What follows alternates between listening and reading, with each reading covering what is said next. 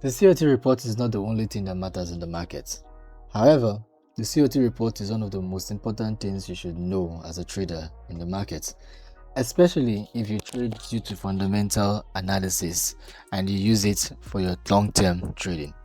This mostly applies to swing traders or position traders, but it also applies to scalpers because you got to know the direction the market is going to go today, especially due to fundamental reasons. So in this video, we'll be looking through the latest COT reports and we'll be going through the current positions of the market. Let's understand fully well what are the buyers doing, what are the sellers doing, and we have a clear direction of where they might be heading to this week.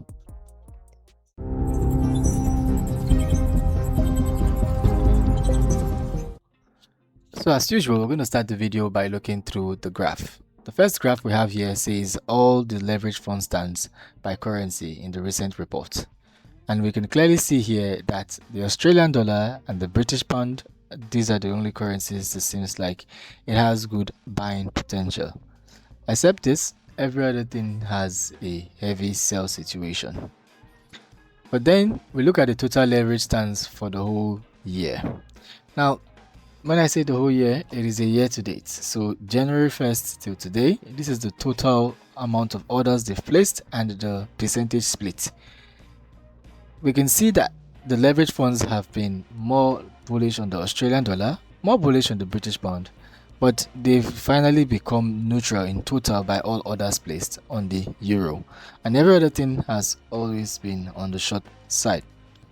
Now, this doesn't translate to you seeing the chart as a free run to go buy the British pound or the Australian dollar against other currencies. Nope, not by any chance. That's not the value of this. The value of this is to understand what the institutions are doing, and not just any of the institution, but the specific institution that tends to make trades in a manner that has to do with portfolio management, the leveraged funds. Now let's look into the COT report itself for the week. The COT report says a lot of things. Right now, we see a lot of red situations on this table, and it completely talks about all the negatives that went on this week. In the previous week, actually, that is what happened. But it's not just red, it's not just green. We need to understand how the red comes about and how the greens come about and what really is happening. So we'll start with the Australian dollar. The Australian dollar currently stands at 66% long contracts in total out of all contracts available on the market, placed by the leveraged funds specifically. The leveraged funds net position is positive by 27,222 contracts. However, the change in their net position is down by 2,461 contracts. So it carefully says that they kind of are taking a pullback in the amount of orders they have in the market. But let's see where that pullback is coming from. On the leverage long side, they took out 3,000 plus contracts, and on the leverage shorts, they took out 9,900 contracts. Now, clearly we can see that the changes is majorly coming from the fact that they are no longer confident of the long side of this market. They are actually confident of the short side of the market to an extent. So it means that they are looking for this market to slowly go down between the previous week and this last report. That is what this whole situation is showing right here. Moving on to Canada, we have 21.15% of total long contracts in the market. Now, what this means is if you look at the total number of longs and the total number of short contracts and you sum it up, the total number of long contracts is 21%, meaning that they are actually majorly short, and you can see that clearly when you look at the leverage fund net position at negative 92,000 contracts in between. But how did they land here? Well, they landed here by removing 6,000 more contracts in total. Where were they coming from? Well, they took out a lot more long contracts, that's about 4,200 plus, and they added short contracts of 2,500 plus. So this goes to tell you that there is much more focus on shorting the card compared to the Australian dollar, because the Australian dollar actually they removed a lot of long, meaning they are not confident of it going up, but they didn't add shorts, meaning they are not also confident of it going down. So they have more fear of this thing may not go up, it may stay flatlined, But compared to Canada, in Canada, it seems like they believe it's going to actually go down from their position. Now, mind you, all of this is derivative from what you're seeing right here. This is what the data is saying, and I'm just interpreting it for us. Then we have the Swiss franc at 33% long contracts with 9,000 plus long and 19,000 plus short contracts. So that gives us a negative 9,500 contracts. Between this week and last week, they reduced their contract by 2,000 contracts. Reducing their contracts, they made the reduction by taking out 900 plus long contracts, and they added 1,289 short contracts. This is saying again, similar with the Canadian dollar, they believe that this currency is also going to not stand the strength of time and may go down in the coming periods. Looking at the euro, we have a 38% long contract stance at 89,900 long contracts and 143,600 plus short contracts, giving us a negative 53,691 total contracts in net positioning. Now, if you look at the leverage funds changes, they changed by removing 8,000 contracts. And one thing is common here, as you've noticed, they have been removing contracts from every other market. You can see they've been reducing the total number of contracts they've been taking, meaning that they are looking at less and less and less confidence. However, this is where the little bit of difference comes in. For the euro, they actually added a lot more long contracts. They added 2,500 long contracts. But at the same time, they added 10,000 short contracts. This says one thing, right? It says one thing over and over again. It says that they believe that the euro is going to go more to the downside. Moving on, we have the British pound, which is at 64% long contracts of total contracts. We have 62,000 of it coming from the long and 33,000 contracts from the short side. Now, this is the only currency, as you can see on this entire page, has a green situation, meaning this is the only currency where the positive is so obvious, meaning the leverage funds are seriously believing in the strength of the British pound compared to any other currency as of right now on this market. You can clearly see it as it is the only standing out currency here with a positive of 28,000 contracts, just slightly above that of the Australian dollar. This is where you need to pay attention. The percentage of sentiment is 64%, smaller than the percentage for Australian dollar, which is 66%. Yet the total net funds is 27,000 for the Australian dollars. Here it's 28,000, which is supposed to be bigger than that of the Australian dollar. However, this is how it works really. If you look at the total number of long contracts here and the total number of short contracts here, compared to this total number of longs against this short contract, it tells you what you're supposed to see and how this percentage comes through. Now we're going to be looking at the change in the funds of the net position. What was the change between last week and this week for the British pound? We had 10,562 new contracts in this market. So they actually added a lot more contracts. And how did that additional contracts come about? Well, between last week and this week, they increased the amount of long trades they have on this place, and they drastically reduced the amount of short orders they had in this market, meaning there is much more faith here in the British pound than any other currency. Moving on to the Japanese yen, the glorious currency where we know that BOJ is most likely going to attack anytime soon. We have a situation of a 32% of long contracts out of total contracts, by having 80,900 plus long contracts and 171,300 plus short contracts. Now, the total net positioning is negative 90,000 contracts. Now, the leverage fund, what was the change between the week before and the current week we just passed through? They only reduced by 378 contracts. Now, the change in the total funds long contracts is negative 4,000, meaning that they reduced a lot of long contracts out of probably fear or whatever, but there was heavy reductions of long contracts. But when you look at the short contracts also, they heavily also reduced their short contracts, meaning that they feel like this market is quite stagnant to an extent. Not so bad, but not so good. That's the situation they think it is. For the New Zealand dollar, we have 15.73% sentiment. This is coming from the fact that we have 6,600 plus long contracts and 35,600 plus short contracts. This is literally screaming this market has they have so much belief in it falling. It doesn't mean that the market is going to fall. This is just the belief of the leverage fund traders, right?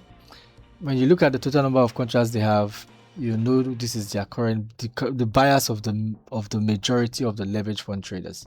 Now we have a total net positioning of negative 29,002 contracts, and in the recent week it's changed by a reduction of 1,800 contracts. So as of the other week it was about 30,000 something, probably 30,803, as you can see. Now, how did they come about it? Well, they first and foremost they reduced 1,000 plus long contracts, and they added 685 more short contracts. So they kind of believe this one cannot go further, and to an extent, it may even go down. So they added the short contract. Now we have the last but not the least, the US dollar, where they have a 42% sentiment, with 13,000 plus contracts on the long and 17,900 plus contracts on the short side. They land up to a total of negative 4,866 contracts taken or position taken, meaning that they have a slight reason to short this market. Not really that slight, but okay reason to short this contract, right? Short this particular market, sorry. Now, between the week before and this week, it was only reduced by 412 contracts, meaning they didn't change their mind much. Same thing with Japan. There was not much change in mind. The leverage long is negative 1,864 contracts. So between the first week and this week, the week prior and this week, they have reduced their long stance by 1,864, and they increased their shorts. They also reduced their short stance by 1,454. So that confidence is also not so much here. They believe it's something that we should just let roll for now and see what it looks like. Now, if I just leave you guys out here with this cliffhanger saying that this is the current situation of the market individually, it's not so good because you do not get the full picture. So to give you the full picture, we're going to look into the actual history. We want to see the trend of what direction they are heading for in each market. So we're going to start with the Australian dollar. From the Australian dollar, we're going to look through the different reports here. We're going to start with the combined positioning, which shows us both the asset managers, the leverage fund, and the retail sentiment all in one go. Now, what we notice here is in recent times, they've been all sliding to the downside, except as of now, where they decided that they were going to now calm down a little bit. As you can see right here, the last three times here has been quite flatline. Not that it stayed in the same place, but they are not moving their money much anymore. The leverage funds are heavily long. They are quite long, not really heavy, slightly long. The retail traders are slightly long. The asset managers are slightly short on that market. So now let's scroll down and look into the market and see what really was the move in total. Did they actually increase or reduce their order? What we can see here is that the asset managers actually did increase their order, but we can see that they majorly increased the shorts and slightly increased their long contracts. Well, looking at the leverage funds, what we can see here is they've been slowly pulling out of this market over the period of time. You can see how the total contracts keeps dipping to the downside.